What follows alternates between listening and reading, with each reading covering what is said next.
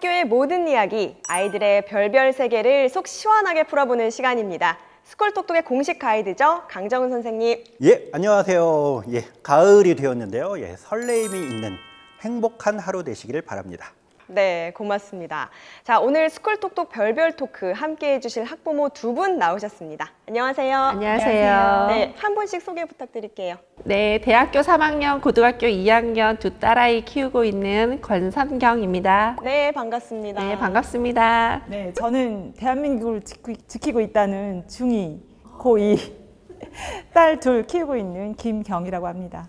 오늘 이렇게 세 분과 함께 나눠볼 주제는요.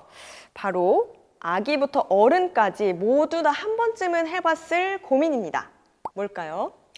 아기부터 성인까지라 네. 오늘 TV 뭐 볼까? 뭐 그런 거 아닌가요? 아기 때부터 TV 보여주시면 안 되는 거 아니에요? 뽀로로 있잖아요. 뽀로로. 노는 게 제일 좋아하는.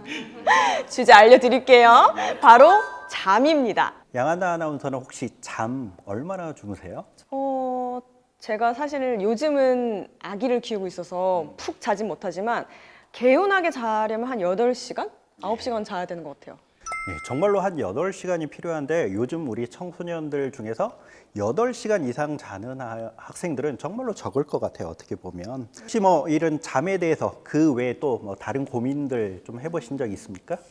아무래도 아이를 키우다 보니까 이제 아기의 잠 고민을 좀 많이 하게 돼요. 맘카페 보면은 뭐 100일의 기적, 그리고 뭐 통잠을 자네 마네 뭐 이런 얘기 되게 많거든요. 그래서 저는 요즘 정말 잠이랑 씨름을 하고 있는 상황인데 어머니분들께서도 다 경험을 하셨죠. 어떠세요? 잠에 대해서 우리 아이의 잠 어느 정도로 생각하고 계신가요? 제가 이제 잠에 대해서 궁금한 게 잠을 막 많이 자고 뭐 학교에서 기숙사 생활할 때는 어떻게 하는지 모르겠는데 집에 와서 잠을 자면 깨울 때까지 계속 자거든요. 근데 저 잠을 그냥 자도록 내버려둬야 되는지 아니면 생활 패턴이 흐트러질까 깨워서 뭐 먹이고 뭐 이렇게 공부를 하라고 얘기를 해야 될지 그 주말마다 그게 굉장히 저한테는 이게 고민인 거예요. 역시 눈앞에 보이면 고민이 생길 수밖에 없습니다. 어떠세요?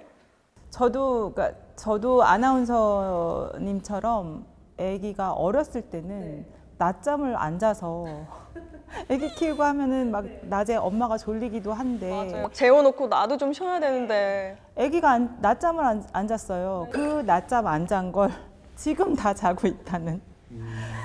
그래서 낮잠을 저도 이제 마찬가지로 애가 이제 학교에 갔다 와서 그 잠깐 학원 가기 전까지 잠깐 잠드는 시간이 있잖아요. 그래서 맨날 잔소리로 아기 때 안 잔 낮잠을 너네가 지금 자고 있구나. 혹시 아이들 몇 시 정도 자는지 아세요? 저희 아이는 12시에서 1시 사이에 자고 양호한 거 아닌가요? 정말로 12시에서 1시 자는 거 맞나요? 그러니까 어제도 자기가 이제 시험이 이제 다음 주에 중간고사 기간이어서 3시까지 공부를 하겠다고 못 해요. 제가 학교에서 보니까 아이들이 보통 2-3시에 요즘 자는 것 같아요. 근데 부모님들은 실제로 자기 아이들이 2-3시에 자는 줄을 모르는 부모님들이 대부분입니다. 먼저 잠자리에 드시기 때문에 그렇죠. 그렇기도 하고 아이들이 또 그 시간을 기다렸다가 부모님이 주무시고 난 이후에 이제 아이들의 본격적인 활동이 시작되는 거죠. 그들의 비밀 생활이. 네.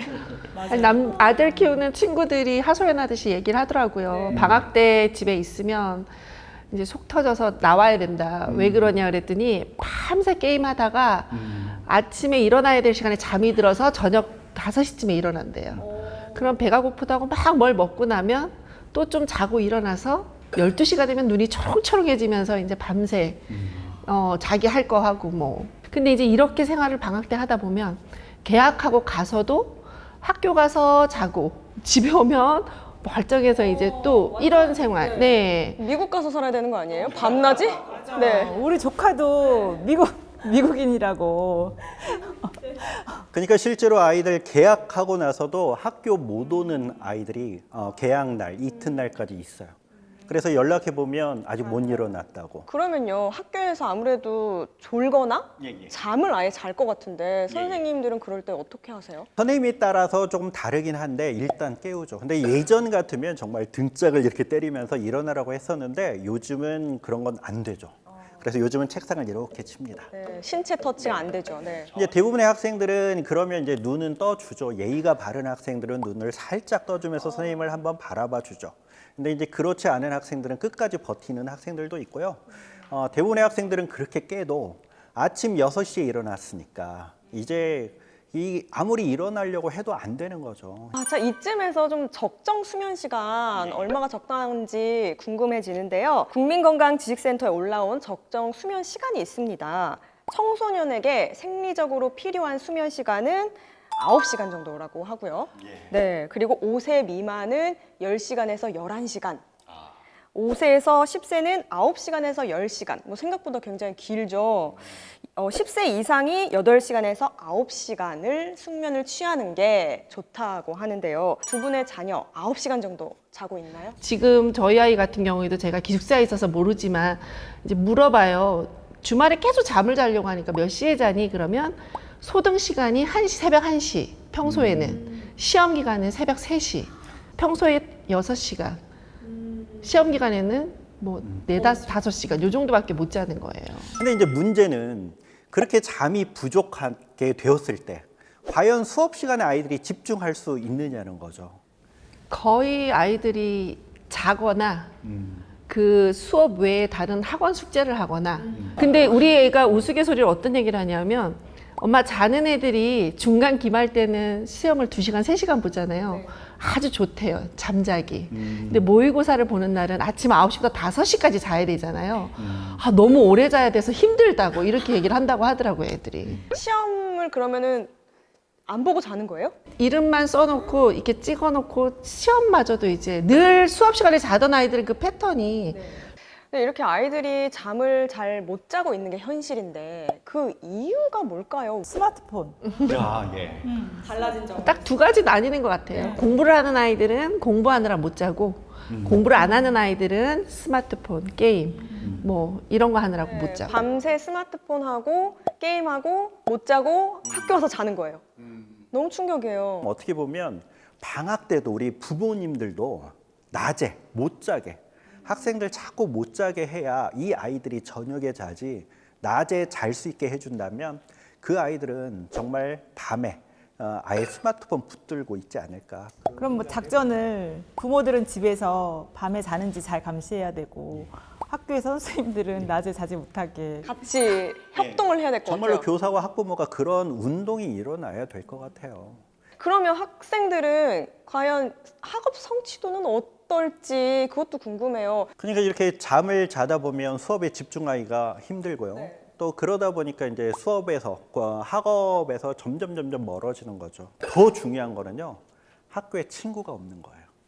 잠만 자니까. 1교시부터 7교시까지 잠만 자다 보니까 친구가 전혀 없는 상황이 되죠. 사실 아기 때는 교육이 되잖아요, 수면이. 근데 이렇게 성장을 하고 나서는 교육으로 과연 수면 습관을 바꿀 수 있을지 궁금한데 어떻게 가능하다고 보세요? 저는 불가능하다고 봅니다. 무슨 계기가 있어서 핸드폰을 한번 압수한 적이 있었는데 대성통곡을 하고 아빠는 핸드폰 주라고 하고 안 되더라고요. 근데 그거를 교육으로 이제 제가 아이를 키운 경험에 비해 보면 어릴 때부터의 이 습관을 길러주는 게 전 제일 중요하다고 생각을 해요. 잠이든 공부든 뭐든 스스로 하게끔 결정하게 하고 계획 세우고 하게 하는 습관이 제일 중요하다.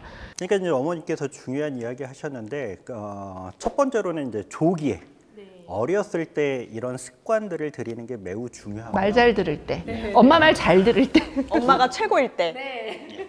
두 번째로는 가족이 함께 해야 됩니다.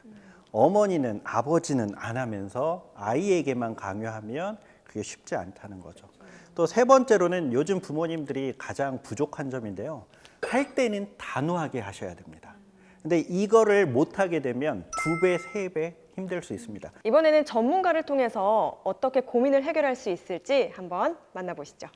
네, 잠자리에 들 때는 어른도 마찬가지로 누군가 나를 뭔가 공격한 이후에 잠을 드는 거는 화를 가라앉히는데 또 시간이 필요하잖아요. 그래서 가정 내에서는 아이들을 조금 이해해 주시는 저녁 시간을 보내시고, 침대에서 핸드폰 보는 건 허용 시간을 우리가 또 감시할 수 있는 그 정도를 넘어서기 때문에, 그러니까 가족 모두가 핸드폰은 식탁에서 보던 어떤 공간에서 보고, 뭐 반납하고 잠을 자는 걸 약속을 하고 다 같이 지켜주시는 게 필요한 거죠. 어느 정도 개인 시간이 필요로 한지 대화를 통해서 아이의 마음도 좀 읽어봐 주시고, 그 시간을 지키면 잘했다라고 하고, 침대 안에서만 핸드폰을 조금 보는 걸 막아주시고, 일정 시간 보고 그리고 침대에 가서 자는 시간을 좀 지켜달라라고 말씀하시면 괜찮을 것 같습니다. 네, 오늘 잠이라는 주제로 다양한 이야기를 나눠봤는데요. 소감 한마디씩 들어보고 싶어요. 저는 학교에서 선생님들이 그 아이들 수업 시간에 자는 거를 알지만 깨우지 못하는 현실이 참 슬프네요. 네, 맞아요. 저는 그 현실을 우리 학부모님들이 긍정적으로 받아들여서 내 아이를 위한 조언이다 생각하고, 선생님들이랑 좀 가깝게 그런 아이의 단점도 나쁜 점도 좀 긍정적으로 받아들여서 내 아이를 위해서 잘 개선할 수 있는 그런 학부모 문화가 이루어져야 될 것 같아요. 예, 어떻게 보면 잠과 꿈은 한 끗 차이인 것 같습니다. 잠자지 말고 친구들도 만나고 실컷 놀기도 하고 공부도 하고 꿈도 꾸고 그랬으면 좋겠습니다. 네. 왜 이런 말 있잖아요. 대부분의 사람들이 인생에서 3분의 1을 잠을 자는데 쓴다. 근데 제대로 된 시간에, 적정 시간을 자야 또 성공한 인생이 되지 않을까, 그런 생각이 듭니다. 오늘 토크는 여기서 마치고요. 다음 시간에 또 찾아오도록 하겠습니다. 고맙습니다. 감사합니다. 고맙습니다.